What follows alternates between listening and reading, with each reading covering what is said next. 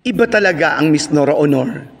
Talagang makikita mong huwaran at makikita mo talaga na maipagmamalaki mo at ang daming nagmamahal kay Ate Guy. Bumubuhos ang mga taong nagmamahal kay Ate Guy at talaga namang sasabihin mo dahil na mahal na sa Ate Guy, puro parangal, magagandang wika, magagandang salita ang kanilang ibinibigay kay Ate Guy. Hindi lang dahil siya si Miss Nora Honor, kundi talagang dahil si Miss Nora Honor talaga namang katapat ng kanyang pangalan, yung pagiging mabuting tao, pagiging magaling, mahusay, at higit sa lahat, yung mapagpakumbaba. At yung mga anak niya ay talaga namang kagalang-galang, no? Talaga namang ipinagmamalaki ang kanilang ina at ang mga anak nila at mga apo ay talaga naman na ikararangal mo, no? Yung mga apo ni Ate Guy.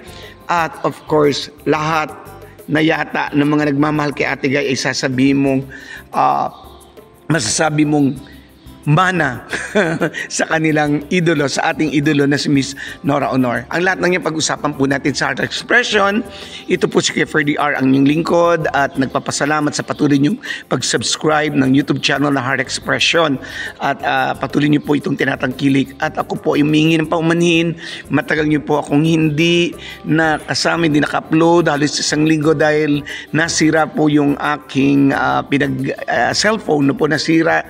Kaya po hindi ako nakapag-record at kailangan ng palitan yung aking cellphone. Kaya po yung mga naghihintay po ng upload, nakibalita, syempre po ang mahalaga nandito po tayo at nagpapatuloy sa mga balitang superstar national artist Miss Nora Honor. Alam niyo po si Mr. Alfred Vargas ay talagang nung siya po ay nagwagi bilang isang best actor sa FAMAS ay talaga nagbunyi ang mga Noranians and of course ang lahat, ang karamihan, sapagkat talaga namang karapat dapat si Mr. Alfred Vargas bilang isang best actor at ang nakatapat niya pa rin, katay niya, of course, isang magaling na si Mr.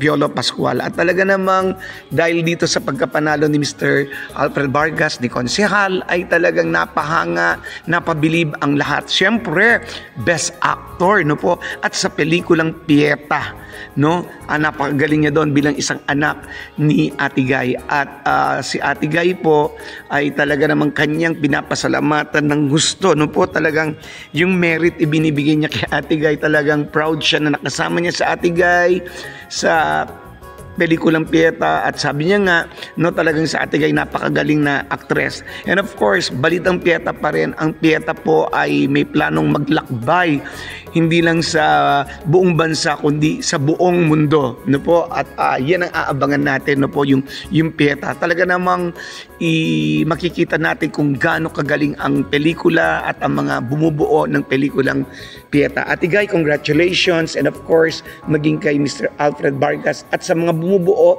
sa director, sa producer ng Pieta. At alam niyo po ba, si Ate Guy po ay meron na namang bagong award na matatanggap na po. Ito po yung PPA 24 Philippine Pride Awards na po. Awards. At talaga namang ito po ay ikinararangal natin sa June 8, 2024, 6 p.m. Saturday sa The Grand Ballroom, Crown Plaza, Manila, Galleria, Ortigas, Quezon City, Philippines. Of course, Ate Guy ay si Miss Nora Honor bilang isang Philippine Pride for Local and International Film and Movie Prime Acting Excellence na tatanging alagad ng sining ng taon, no? Talaga sa ating sunod-sunod. Hindi pa nga naigagawad yung ibang parangal, may dumarating pa na parangal, talaga naman po. At yan lang po ay talagang tanging kay Miss Nora Honor po yan. At syempre, kinocongratulate po natin sina Miss Bianca Umali na nagwagi sa international na po sa pelikulang Mananambal, at talagang nakakatuwa dahil si Miss Bianca ay yung award ay talagang napakababa ng loob ng young star na ito na kasama ni Ate Guy sa Mananambal. Talagang nung tinanggap niya yung kanyang award sa Japan mismo bilang isang magaling na actress, no po, siya po ay talagang hindi niya makalimutan sa Ate Guy. Sa pagpapromote ng pelikula pa lang, national artist, Miss Nora Honor. Yan ang maririnig mo sa kanya. At pati na dito sa pagtanggap niya ng award, national artist, Miss Nora Honor. Talagang mabuhay ka, Miss Bianca Umali, dahil napakababa ng iyong loob. At maging kay Mr. Kevin Miranda, na nagwagi rin po sa mananambal. Ang gagaling, no? Nagakot sila ng award. Congratulations. Talagang pinapatunayan lamang na ang mananambal ay napakagaling na pelikula. At nawa, ito naman yung susunod na magkaroon ng maipalabas naman po, no? At mapanood natin. Ayan. So, congratulations, Miss Bianca Umali at Mr. Kevin Miranda. At alam niyo po ba si Jayden, no?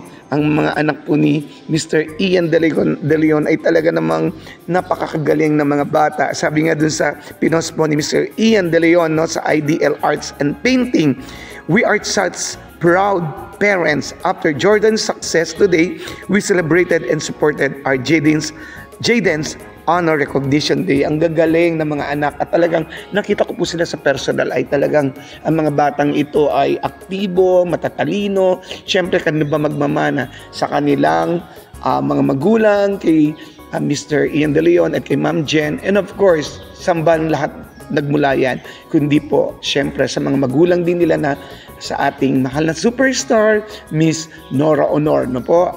Talaga naman, at ganyan po kay Mr. Boyet De Leon. At congratulations, napakagaling ng mga batang ito. Siyempre, si Mr. Ian, nakita natin napakatalino rin at mababa ang loob. Kanino ba magmamana ang lahat ng ito kung hindi sa kanilang mga magulang? And of course, si Miss Lotlot De Leon ay meron siyang binitawang magagandang salita. Kasi sa isang, kung ako nagkakamali, sa Tribune po ito ay talagang meron pong sinabi doon na hindi lang sila Best Actress, 3 pong binanggit. Siyempre si Miss Vilma Santos, Miss Sharon Cuneta, and of course, ang superstar national artist na si Miss Nora Honor, no? Talagang mga magagaling na mga magulang, pero mag-focus po tayo kay Miss Nora Honor na talagang si Miss Lotlot De Leon ay nagsabi nito na, you know, whatever happens, family sometimes you all go through, you know, trials and all, but family is family. Family is forever, Lotlot said. At talagang pinagmamalaki niya si Miss Nora Honor, at talagang proud na proud sila.